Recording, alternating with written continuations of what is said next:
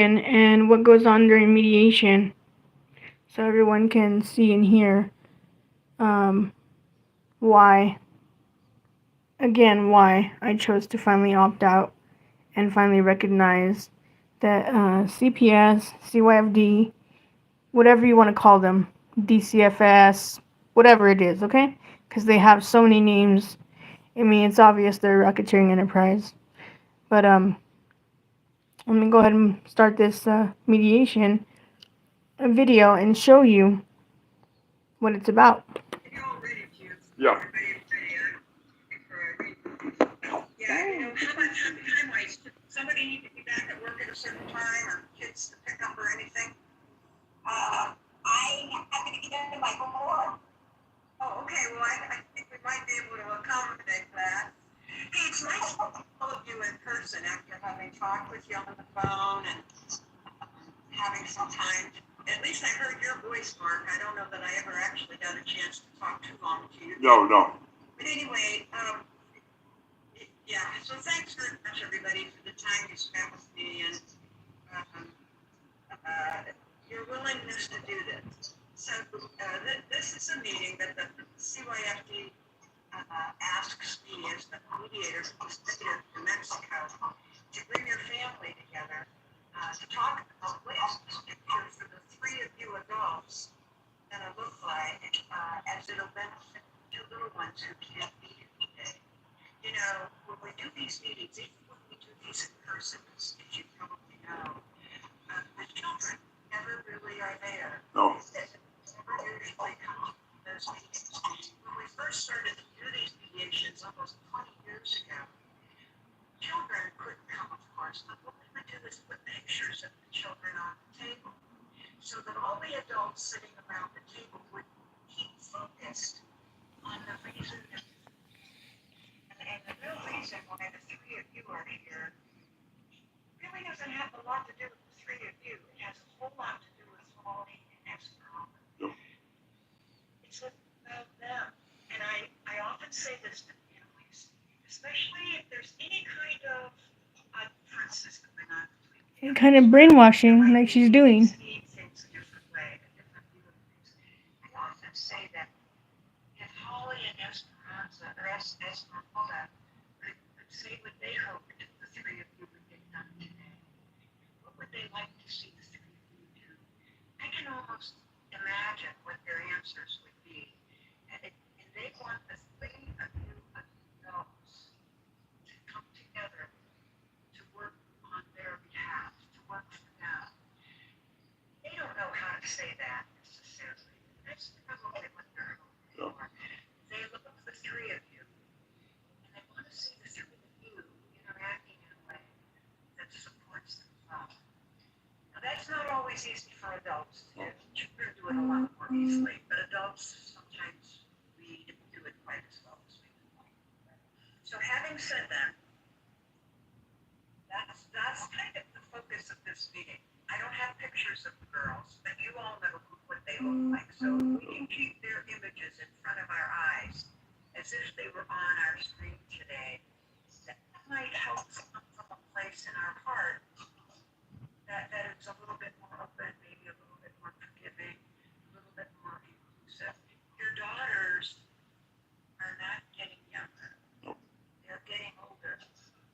They're going to look to you to model. They're getting older because the state doesn't want to do what's right for them. Doesn't want to actually get out of our lives and leave us alone. So having said that, They don't want to let the children get older on their own. telling me that you couldn't open that, and I think, Irene, you got a copy, and Mark saw that agreement to mediate that I sent out. It was a document that looks like that. It was an attachment. It said agreement to mediate. Can you mail a copy of that to me? It was an attachment. You said you It's on the could email. open it, but you couldn't print it. Yeah. What you say Irene, did you get a copy of this too? It's on the email that she sent I you. know, it is. I just gotta print it out. She sent it. Can you get off the phone, please? Well, it says agreement to mediate. Let me just tell you what it says, and because I was hoping you could print it, but it isn't unusual that parents can't. It says that you agreed to do this mediation. And it says that it's voluntary. So, Irene, I don't know if you're looking for that or... An agreement is not voluntary, idiots. To you last night. You're forcing someone into an agreement they don't want to be in. They shouldn't have to be in. It also says that my role as your mediator isn't to tell you what to do. I'll never suggest anything. I can tell you what other families have done, but I'm not going to tell you what your family should do. That's what the three of you are here to decide, not the mediator. You have all the opportunities to make decisions. You can explore options. You can also come up with understanding. And that's what the form will say. It also says this, which is very important. This is confidential. I can tell CYFD and the judge that you attended this meeting as you said you would. I can tell them that you showed up like you said you would. But unless you put something in writing in a written agreement, I will not tell them anything about this meeting or anything that you said. This meeting is confidential and private. She's lying. They tell them everything. Somebody says a new allegation about a child or an elder being hurt, or if somebody were to say that they were going to hurt somebody else, then you have to report that. But other than that, anything you all talk about in here is private and it's confidential. There's no pressure to come up with an agreement. There's no pressure from me. Three likely outcomes from your meeting today. Three things could happen. One, you're going to put something in writing, and I can help you do that. Your words, I'll do the work, get it out to everybody. You sign off on it, get it back to me, number one. Number two, you might put lots of agreements and good ideas moving forward, and you may not want to put it in writing. Some families don't. The third option rarely happens, but it sometimes happens. You talk for a while, and you may not come up with any agreement. Please know that it isn't uncommon that sometimes families need more than one of these types of meetings. I'm already willing to say if you need to talk, think again a little bit more about things and come back in a week or two, I'm sure I could ask my supervisor if we could meet again. Some families get everything done in one meeting. If you need another meeting, just let me know. I think we'll be able to set that up. Okay. So that's what the agreement to mediate says. I'm going to need you both to look at that and take a look at it, and then I will have to send you a hard copy, and you need to sign off on it and send it back. Okay, How's that sound? that sounds good. Monica, you have a question? Yes, can you ask Irene to actually pay attention to the mediation and not be on her phone? Unless she really needs to be, because, it's just really disrespectful and doesn't make me want to participate. And, I know if we were all sitting at the same table together, we should all be paying attention to what you're telling us or what you're, or just what we want to agree on or whatever. And if she's sitting on the phone, holding the phone, scrolling in it, she's not paying attention to the meeting. Thanks, Monica. Hey, Irene, did you hear what were you able to hear all that? No, I wasn't. I'm going to need to switch phones. You're going to have to switch. She was playing games, that's why. I'm hearing you fine. It's just that the information that I need, I can't get that with this phone. I need to switch phones. You want to do that and get back and join us? Yes. How much time do you need? Just a little while. She couldn't even tell him how much time she needed. I think we better wait.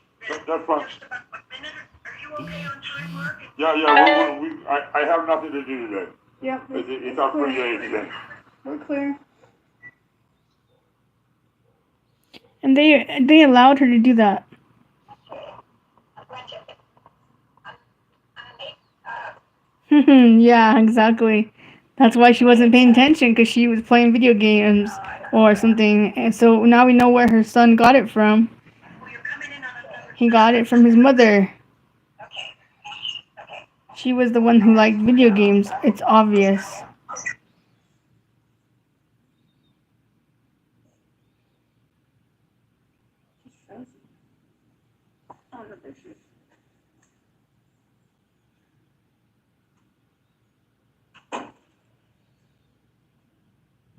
And then she was the guardian for a while until she passed away.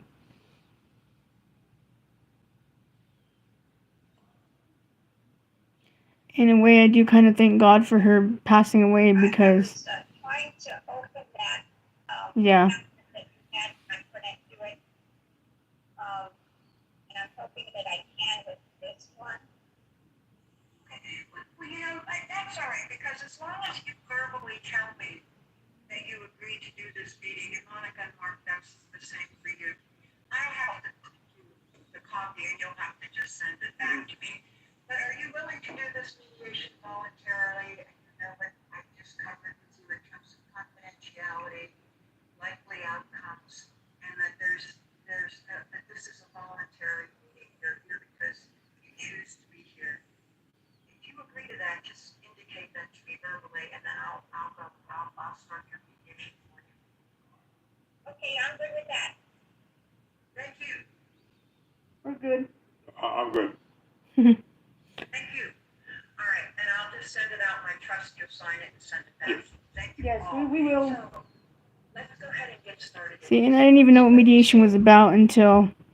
Usually, you don't hear No, about she was when families start talking. kid's grandmother.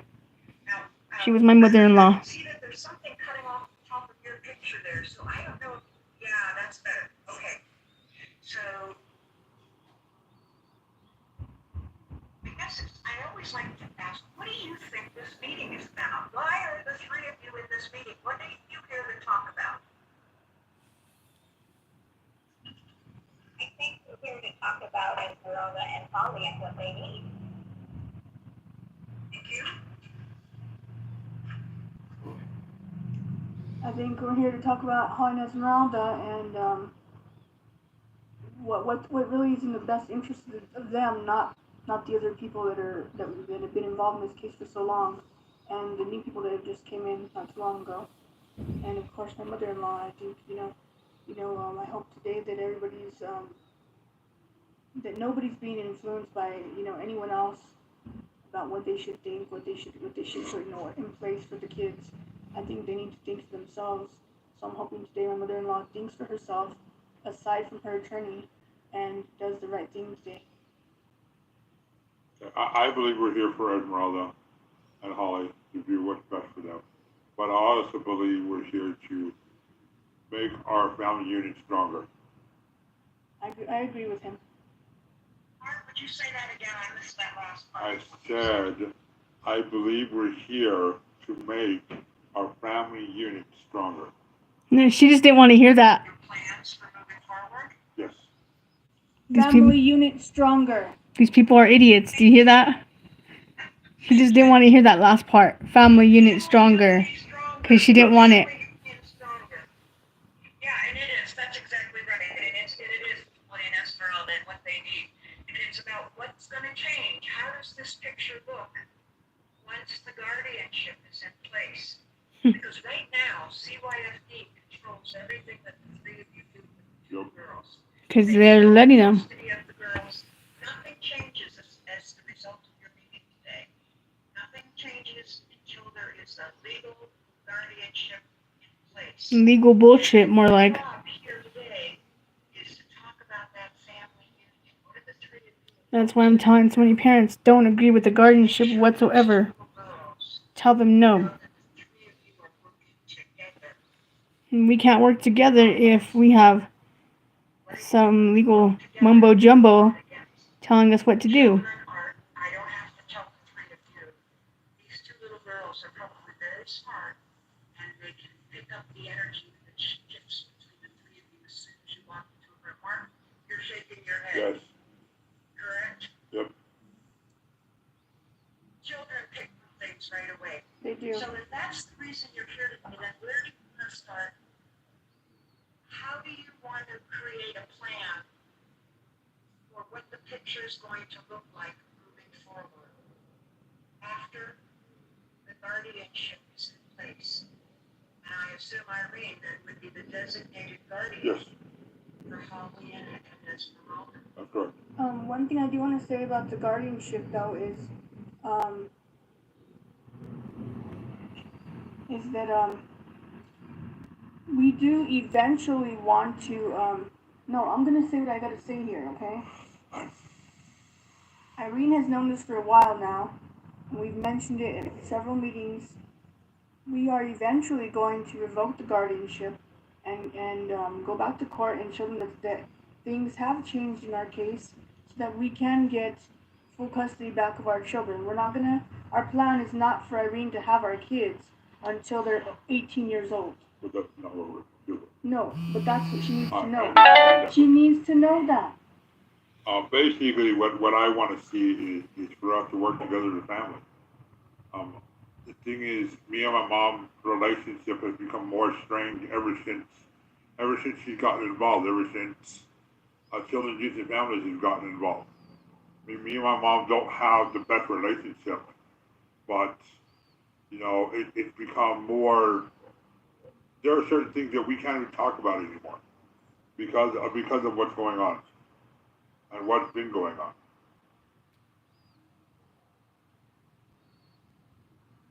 I've already had my own set of issues with my mother-in-law, and just her being involved in this case, and also her attorney, which is her attorney, which is really not for her best interest because she's not looking out for, she's not telling her the truth about things. She's just telling her what she wants her to know, and she's believing her. So for me, it's like, I don't need any more issues with my mother-in-law. I don't need her to hate me any more than what she already does, if she does.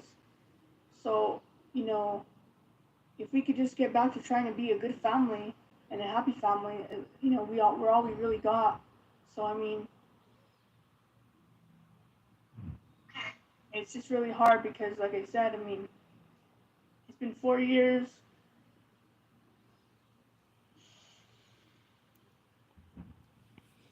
This is how you know it's a racketeering enterprise, because a judge would have had this handled in 3 weeks or less.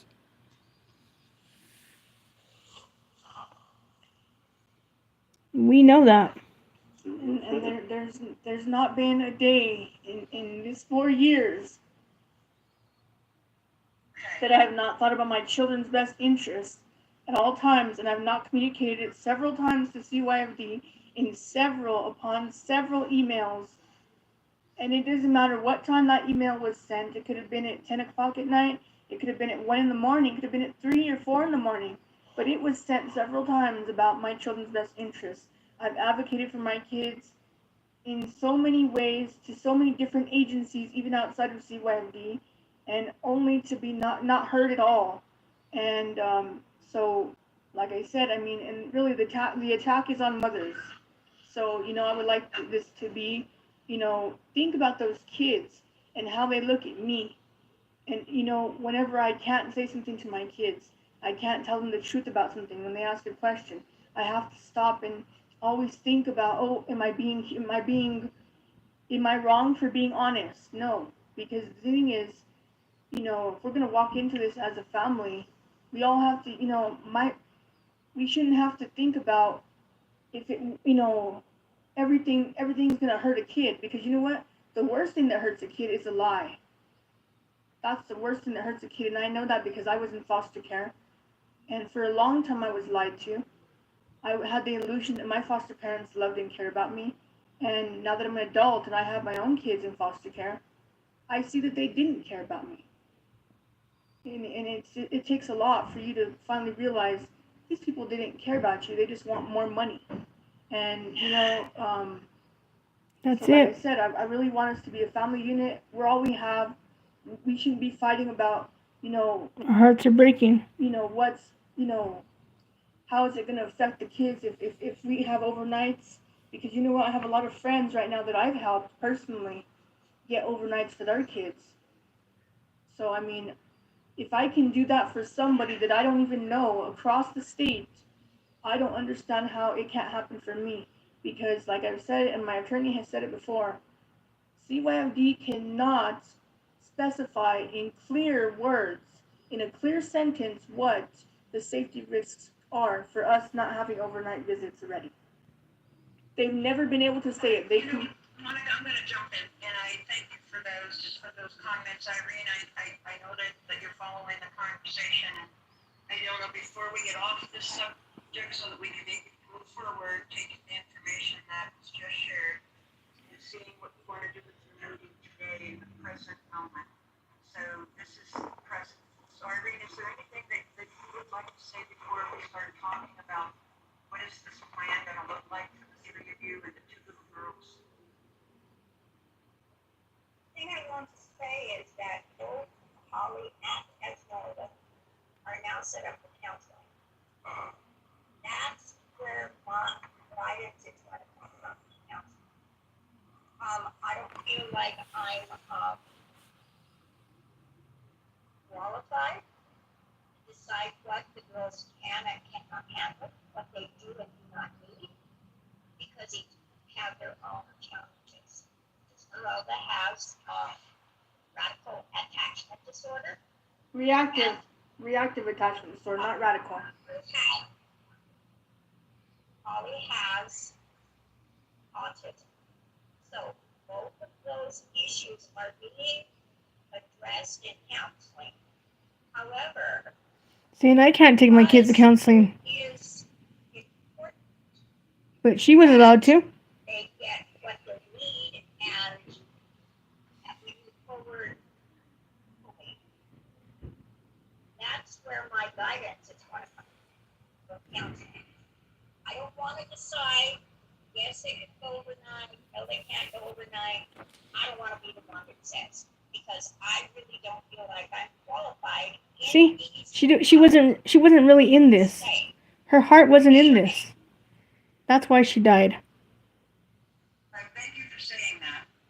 So you're intending to follow the clinical recommendations from the therapists who are working with the girls. Correct. Assume that down the road, that therapist is going to want to do family counseling with all of you. Yes. At least that's what I've seen happen in many of these types of family meetings. Right, thank you, Irene, for saying that. See, and they excused so much. I'm wondering if you're feeling comfortable enough to discuss or to talk about. See how much they cared about her comfort? What will the picture look like once the girls are under the guardianship with Irene? And Irene will have all the legal rights and all the legal responsibilities for Holly and Esmeralda. Yeah, they won't let Esmeralda go to therapy because they don't want her to tell the truth. I'll agree that you'll make a change down the road. That's up to the three of you to decide later. But for right now, the state of New Mexico is planning to have Irene be a guardian parent, which means she's got the legal rights and responsibilities. Would you like to forward in talking about the plan, or Monica, what do you need to talk about? So, like I said before, I mean, I'm not going to relinquish all of my rights to Irene, and I think that needs to be clear. She needs to understand this is going to be temporary. She's not going to have my kids for the rest of her life. She has her own life. She had her own life before this, so she needs to have her own life after this. And so she really is here to help the family stay together and not apart. Then she needs to separate from the counseling recommendations and be able to be a free thinker and think for herself of what she wants in this guardianship. If not, there's no use in mediating with nobody, especially if you need a counselor's recommendations for every single thing.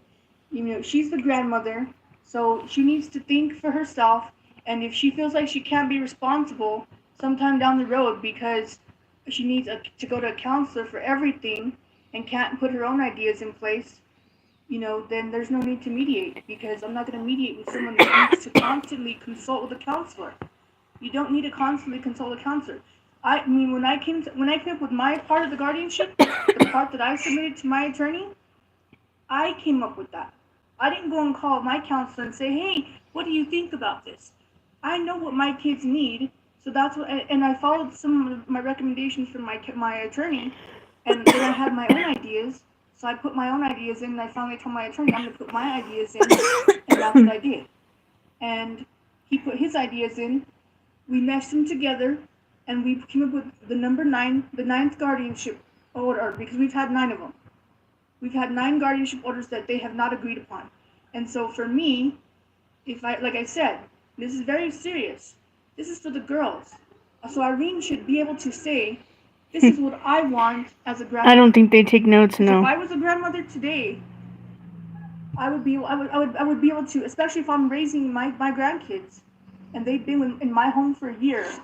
She's had time, she's had hours, seconds, minutes, days that I have not had to evaluate how those kids are and what they need. And she did it for Mark Jr. So I know she can do it for the kids without a counselor. Okay, well, my belief, I just want, my focus right now with the girls and with my mother is just to be there to help in any way I possibly can. Help with the kids, help my mother if she's not feeling good, basically be a family unit. I don't like how children choosing families have basically torn our family apart. I don't like that. That's Mark. I used to be able to see my kids on weekends. We used to get together as family and have meals. He's we my haven't had in a ex-husband. long time. I'm still legally married to him. That's all I want to see. I want us to be a family. I'm tired of being away from my kids. I'm tired of being away from my mother. I feel the same way. I'm tired. I'm tired of all the rules. He sexually abused the girls. I understand where Monica's coming from, but that's not where I'm coming from. My concern is do what I believe is best for my kids, and if I can help support that in any way, I'm willing to support that.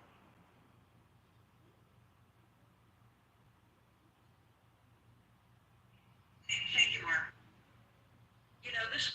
This has been a hard road for all of you, hasn't it? It has been. It has been 4 years. Especially more for us. I'm grateful. I'm very grateful that my mom has been there for us since the beginning, and I'm very grateful that my mom has stepped in to help us. But I just feel like, like I said, she needs to be able to think on her own of what she wants for her grandchildren. It's not natural, is it, for an outside agency to tell the family how they should operate? Exactly. And yet, the reality is that's where you are. Most every family I work with will say this to me, Susan, we want to get out of the system as quickly as we can. We want to be a family again. We want to get on our own again. So you're not any different than most of the families I've talked to. So, Mark and Monica, it was really nice to hear you acknowledge that your mother was willing to do what she's willing to do. Some parents I talk to, their children are either being adopted somewhere or they're getting a guardian that they don't even know. You are still a family. Now, the three of you, Monica said it twice, I think Mark said it twice, Irene said that following the counseling recommendations, keeping the family together. Yeah, so it was before we were separated, yes. Now they're putting him on a pedestal. They even gave him a house. Until we are on our own as a family. So that's the plan that you're going to have to talk about. Irene, I don't know if you wanted to add anything more to that or comment on what Monica and Mark have said. Esmeralda has lied a lot because of him.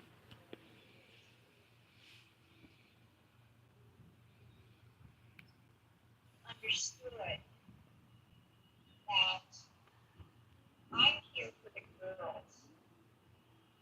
The girls are in counseling. They're in counseling. And that has to be acknowledged by mom and dad. We didn't get here because, somebody just stole their children. Yes, we did. There was history behind that. Yeah, the history that you didn't raise your son right. That history does not repeat itself. That's why I'm here. I'm here to make sure that the girls. That's why Mark Jr. is with Bernadette. That's why she's dead, because she had an alcohol problem. His mother. So what kind of problems does he have? The same. That these girls will be well taken care of by whoever is here to take care of them. At this point, I don't care who it is. What I care about is how it's done. She wanted control. That's where she failed. That was pretty clear. So you want to make sure things are different so that the girls never have to go back into the system again. Because if it's hard on the three of you, it's been really hard on the two of them. Yeah. So it sounds like as a family, the three of you have some work you're going to need to do about your own relationship moving forward. Please know that sometimes when a family starts working together around the love of children, they can get past some things. You already have one thing in common that's very dominant. Well, actually two. The first one is you want to get out of the CYFD system and be around. All three of you. Yes. The other one is that you really love these two girls. And you want what's best. You all said we want what's best for them. Today's meeting is about getting three of you to decide on what that best looks like, even if it's temporary, even if it's only a short term. Yeah, she's Mark's mom. Have a plan. So The lady talking, I don't know. give you your own. Give you on your own. What you want your own. What is the plan that'll look like moving forward? I can tell you what some families have done. They keep it simple. They keep it simple. They don't get overcomplicated. They keep it simple, and they know that once you're on your own as a family, you'll work things out. I don't know one family who ever sits down at the kitchen table to work out a problem that they're having and picks up a piece of paper and says, this is what we agreed to do. It's important to have it, but as a family, you're going to start working things out differently. You're going to start working them out. But you do need a plan. You need a guideline. Irene needs to know what to expect. What do you expect from her? You need to know what she expects from you.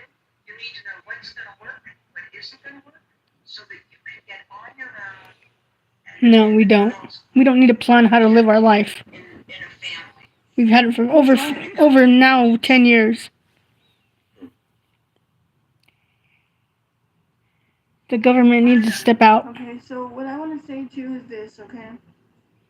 I understand Irene wants to use the counselor's recommendations, but we've already had issues about that several times, and that was the whole purpose of the attorneys not being here, is that we were thinking that, Irene, like I said, she doesn't need a counselor's recommendations. We're ready, if we're going to go to counseling, if we're going to go to family therapy together the way we already signed up to go to it, we have an appointment this week, I think, with the, It's this Friday. We're gonna have it with the Mary Jo. And my thought is this, okay? What is the whole purpose of us going to family therapy with Irene and the kids if she wants to use a counselor's recommendations for a guardianship and she can't think for herself for this guardianship? Like that, if we cannot solve this, let's just say you give us 5 meetings. Let's just say this is an example, okay? Let's just say you say, okay, we're going to give you 5 meetings to get it right.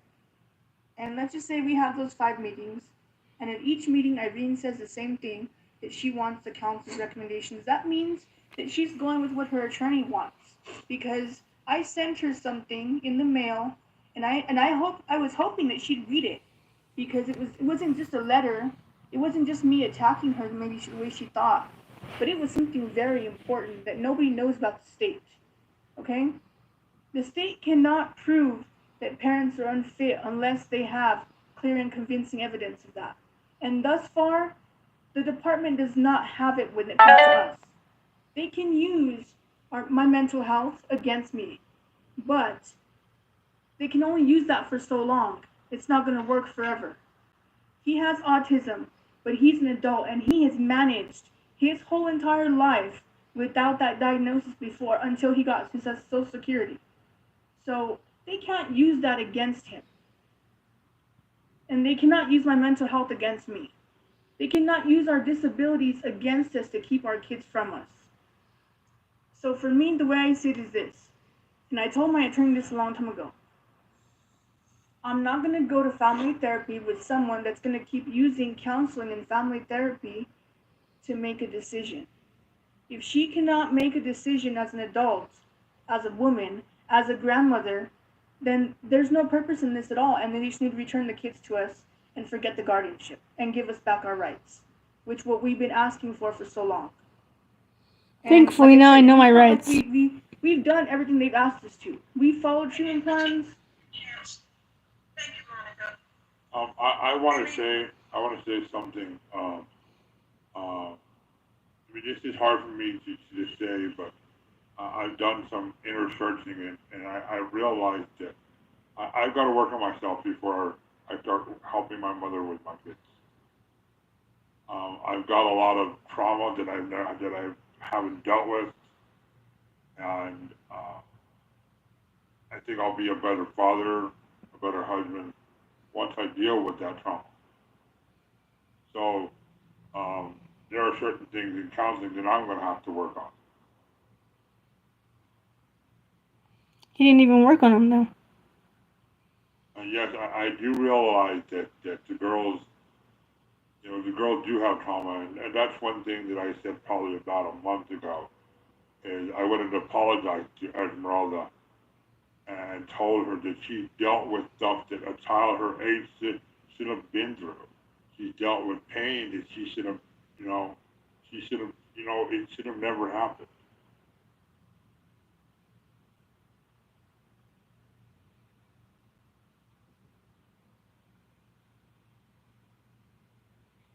I've already went to counseling before, and the counselor that I did have, before she stepped out of the counseling circle, and, stopped being my counselor, she told me, she said, Monica, I cannot help you anymore.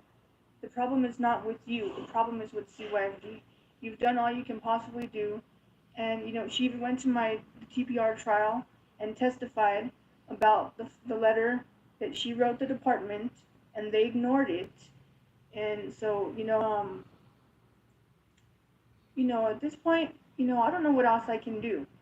I mean, this family therapy is not going to work for us if it's going to be used as another method to keep this case open. Because here's my fear: if we don't leave today, or within a month, or a few weeks, or even 6 months, with a mediation agreement, if we don't leave with a mediation agreement within 6 months, my fear is this: my fear is that funding that the CYFD promised Irene for the kids is going to run out, because she's going to be using it on her attorney. Her attorney is going to get paid for representing her, and then when the case is close to ending, when that funding is close to running out, they're going to try to tell Irene that she needs to adopt the kids so that they won't have to pay her any more funding. They won't have to pay for another attorney. And I know that you're going to, maybe you would tell me that I'm wrong about that, but I have an intuition about things. I've studied enough. I've done enough research, and I'm in a large amount of groups on Facebook where a lot of parents are talking about different stuff that's happened in their case. And I do know that CYFD does not like giving federal funding. They don't even like giving state funding. I know this because I've asked them for several things for the kids, and they have denied me everything, and they've given it all to Irene voluntarily, and I don't understand why they cannot just give us back our kids and give us the services that we've requested, that I've requested, because I've been the one that's mostly requested everything. The attorney that does nothing. Why I agreed on family counseling. Another reason why I agreed on family counseling, because I know because of this, because of what's happened with our children, what's happened with our family, that we're our families are torn apart. We have to, build ourselves back up again. Yeah, Mark, I couldn't agree with you more. That's exactly what I'm seeing right now. I'm almost tempted to say, I know, Irene, I'm going to give you a chance to speak a little bit, because it sounds like, I don't know that you're ready to do this. I don't know if you want to do this, Irene, do you need to clarify the comment that you've made about the therapy? Could you say more about that? Because I'm not so sure that you meant every single little decision. You're going to call the therapist and say, what should I do? I mean, you seem like a very experienced, and you've certainly been on the planet long enough to know what you feel right about. So maybe there was some misunderstanding there, but please, would you like to clarify that for Monica and Mark?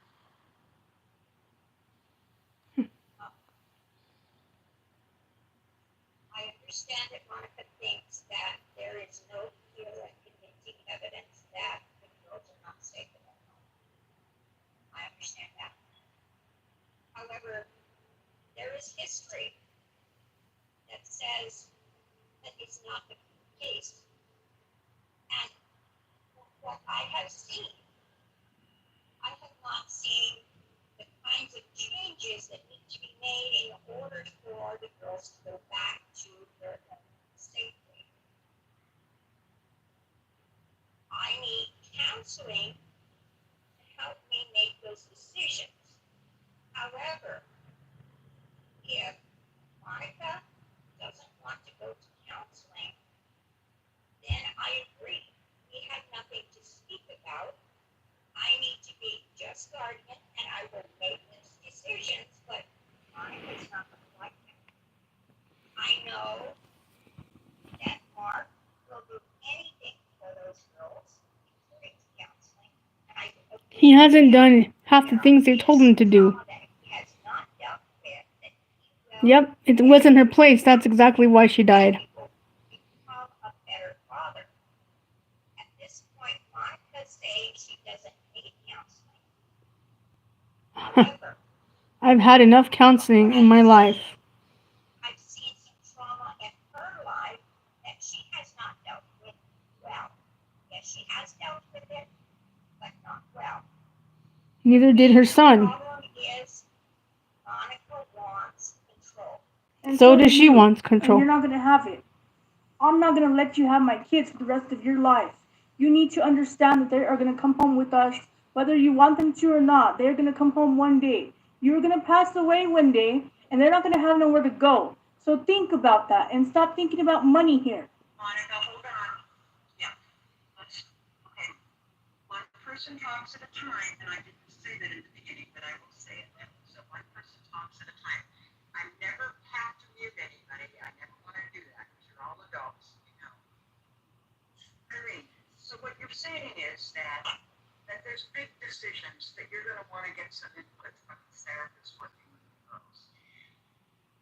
That's different than every little decision that you're not referring to. You're saying the big thing. Yep, Really she did pass away. You really want to make sure you're doing the right thing for the girls. During COVID, she drank,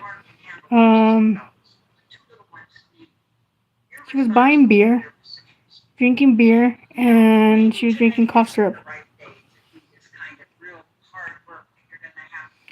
Esmeralda wanted to come home so badly, she almost killed her. She even told her she was going to kill her. There's a lot of anger here. There's a lot of hurt going on here. And you're not, I don't think this is the right environment to talk about creating some kind of a plan that's going to support your daughters, your granddaughters. The three, I don't know, how do you, maybe just having put all this out there, is this the way you normally talk to one another when you talk in person with one another? See here. And they expect me to speak any different. Well, I would say I'm pretty passive, so I'm not the argumentative type. Yeah, I'm willing right. to do whatever I have to do. You know, I put my emotions and my feelings behind what I believe is best for my kids. Yeah, he's such a liar. I've been silenced enough, so I'm not going to be silenced anymore. The only reason is because this is what I feel is best for the girls. Right now, I'm shaking. This is stressful for me because I don't like conflict. This is not where I want to be. But I don't see any other way to give the girls what they need. I need backup. I need somebody mistake. Yes, it is safe for Mark and Monica to have Holly and Esmeralda with no limitations whatsoever. I'm leaving this meeting. I'm leaving the meeting. I'm not going with this You anymore. understand, you have trauma. You have You know trauma. what, though? Let me finish. Let Stop me finish. interrupting me. I started. You have trauma. Yes. Let me finish. I'm Stop not letting you interrupting me. finish anymore. You have past trauma from you being in foster care. I don't care. I already have done my trauma. I have went to freaking plenty of therapies all my freaking life. Have And you I'm not talked gonna about- have somebody tell me. Have you talked about what happened to you? I have more than talked about it several fucking times and cried about it in millions of fucking sessions. And I ain't not gonna let that bitch do what she's gonna do today. Or any other day in this freaking planet. As long as I'm living and breathing, you better kill me first. If you need a counselor to freaking lead you, I'm then gonna you're tell fucked. you something right now. That is disrespectful. No. She is disrespectful. No. With you leaving like that, that shows you have no respect for the mediator or for my mother. I don't. have respect for your mother. No, I don't. Because she cannot fucking think for her fucking self. She did. She's thinking about her fucking wallet. That's what she's thinking about. She ain't thinking about those kids. They begged and pleaded. That is your point. They had begged and pleaded to come home every fucking way they could possibly do it. Scratching, crying, bleeding inside. And she don't give a fuck. Tell me she doesn't. She wants a counselor to fucking baby her. Give her a freaking bottle and diaper her ass. Fuck that bullshit.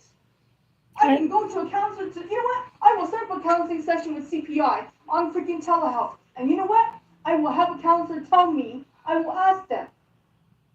I will do that. I will do that. Not you, not nobody else. But we I'm not have gonna a have this counseling anymore. session on Friday. Yeah, we can have it.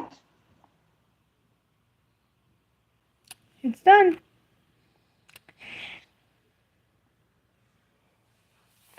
So you heard that. You heard I lost it. When she was alive, she really triggered me. I mean, she was very controlling. I mean, she did help us a lot, you know. She was his payee for his benefits before I was. And she controlled him almost to the very end. Like, she's doing that to Bernadette right now. Bernadette has Mark Jr. We don't have Mark Jr. because Bernadette is, I don't know what. Yeah, they are both narcissists. I mean, his first ex-wife, she had pictures of his first ex-wife's children in her phone. That's why she had so many phones. That's why she needed to change so many phones, as you noticed. And, you know, how can I say this? When you have been in foster care since you were 8 years old, like I was, and you come back home and you still have to look out for yourself. You still have to make sure you're not going to get raped again. And, you know, as a teenager, I had to deal with my mother's abuse. And I finally got sick of it. So, I mean, my cousin Renee,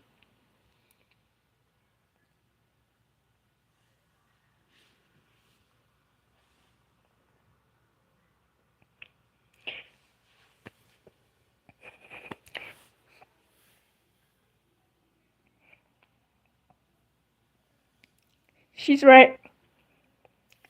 My mom was horrible.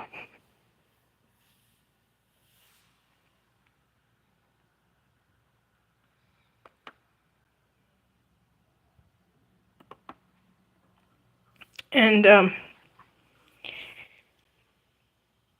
you know, Esmeralda did pick up a lot of my mother's bad vibes because I was pregnant with Esmeralda when my mom passed away. So, I just want to say thank you for being here. And thank you for listening. And it feels good to know that someone is finally listening, someone finally cares, and I'm sure, you know, arguing with him the way I did, I know I shouldn't have done it, but when you see how controlling someone is, and you see how it affects the family, how it affects the kids, you really want to stop it, And, I had to move with my grandma when I was younger. Thank you. And, the reason why I stayed at my grandma's is because it was stable. It was a stable place. My grandma didn't play with her money. She paid the bills. And there was food. We never had to worry about going hungry. There was clothes. There was a place to wash our clothes, a place to dry our clothes. We never had to worry about the water getting turned off because my mom didn't pay the water bill. Nobody did drugs in grandma's house. And whoever had, drinking problems or whatever, they had enough respect that they went to their room and they closed their door and they drank a beer or two and they went to bed and then they went to work the next day. But they didn't fight. You didn't see no fights. You didn't see no one possibly stabbing each other or nothing. So, his mother, she was horrible. When you meet her, you would have thought, she's a nice person, very nice. No. My ex had problems with sexual abuse as well, that he never told nobody about. And he sexually abused his brother. And his mother used the Jehovah's Witness religion to hide and cover the fact that her son sexually abused his brother. And that's why you've seen him finally get so angry. And you've seen, he was even talking about building up. And what does a narcissist do? They build you up just to break you down. He was talking about it right there. Let's be real here. I'm sure everyone in the world is probably narcissistic. We probably all are because we all came from imperfect families. Our moms and our dads, our grandmas, everybody in the world is not perfect. But there's ways to fix it. There's ways to fix that. There's ways to treat people and ways to talk. And, we don't have to be perfect. We're never going to be perfect. But we can try. We can really try. And he never put down his video game controller. And, I don't know, maybe you're right. Maybe not everybody is narcissistic, but sometimes it's just like, I guess I'm starting to listen to the way people talk, specific words they use, and their facial expressions, or their looks in their eyes, stuff like that, their spending habits, their living. Like this caseworker, this Casey Tharp. I can tell she's a narcissist. When she smiles, she won't even smile with her teeth because she don't want to show her teeth. Because I'm sure she has stains on her teeth, maybe crooked teeth. Maybe she's not proud of her job because she knows she's destroying parents. But I've tried for so long, and I know people have opinions of me, So and I know they probably have them of you too, I'm not perfect. Okay, I used to smoke cigarettes. Used to. I stopped it because I couldn't breathe. So I was like, okay, I don't need this junk and I can't afford it anyway, so it's going in the trash. Same thing with coffee. Like, I like coffee, I used to drink it a lot. I stopped it. Sometimes I'll have a small cup of coffee with my boyfriend. Sometimes. But, lately I've found a love for water and, yeah, so, you know, I've done a lot in my life that sometimes I regret, but when it came to being a mother, I was not going to just let someone tell me what kind of mother I should be, or that they're going to be, right behind me, telling me the whole time how to parent my kids, what my kids need. And, I'm sure you feel the same way with your kids, right?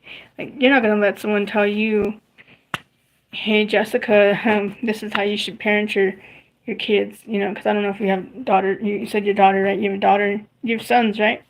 So, I know, like, we all want to be there for our kids and, tell them the truth, the real truth about our family. And, you know, I didn't want to argue with him in this meeting, but I lost it. I freaking lost it because when she was alive, she wanted control. And that's one thing when it comes to narcissists. You have to pay attention to how they flip things. They flip what you're saying around so that you don't pay attention. And that's why they stay, like, notice the whole time. Almost the whole time. She stayed so quiet. She was quiet. Why are they quiet? Because they're figuring out how to control the situation. By listening. By observing. The one that talks is probably the one that cares the most. The one that, really does have a heart, really does have sympathy, compassion. I have emotions I don't talk about because half the time, I hate to say it, but I feel like Kanye West.